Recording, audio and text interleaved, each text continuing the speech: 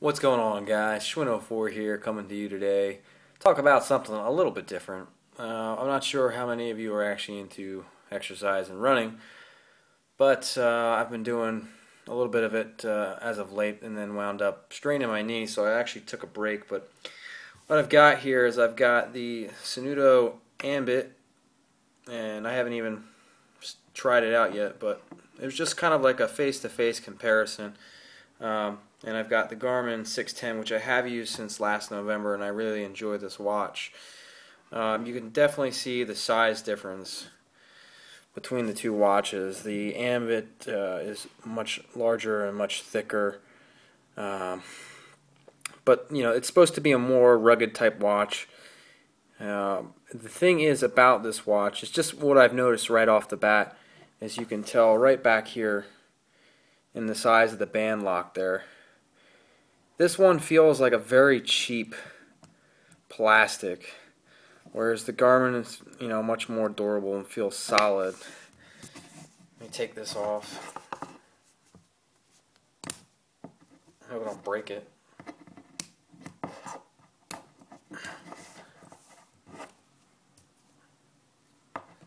But the Garmin costs less than the Suunto. This little tiny little flimsy piece right here,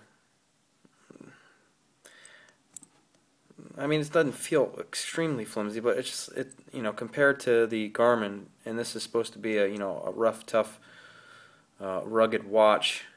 This just doesn't feel like it's super stable to me. Like if I'm paying the price for this watch, MSRP on this is I think $500, and it goes for anywhere from $450 to $500 plus the heart rate monitor, which I didn't get for this because I didn't feel that I needed it. I've got the heart rate monitor already for the Garmin, which is, I think, an outstanding running watch. But I got this one because I needed something that was more rugged, waterproof, that I could jump into the pool and go swimming with as well.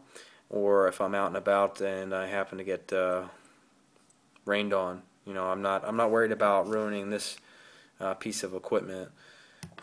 Whereas I would be, extremely distraught if I ruin this for whatever reason.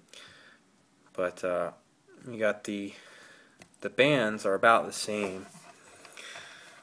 This one's a little bit thicker, but not by much.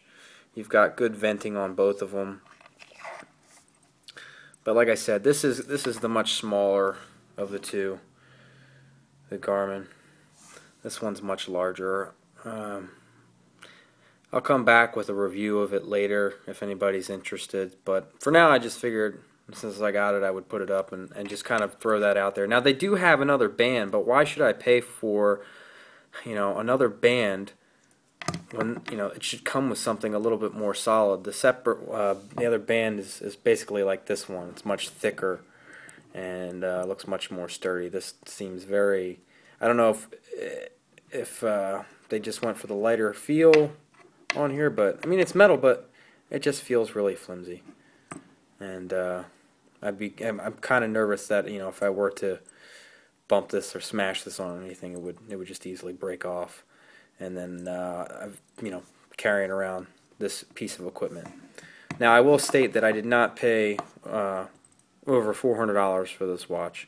I got it for about $370. So, and there's no heart rate monitor, like I said before. But if you're an avid runner, I would highly recommend this one, the Garmin, as of right now. And I don't think that's going to change if you're just for running. Now, if you're doing multiple things, I'm pretty sure this is probably going to be your bet if you're going into the water. But they do have the 910 for the Garmin. But I was looking at that one. I felt like I'd rather go with this one instead because I needed the time function, and the time function wasn't present on the 910. So it was basically a sports watch that was not a functional watch outside of the sports you're doing. It didn't, for whatever reason, keep regular time. So anyway, when I got more info and got some time using this, I'll come back with an update.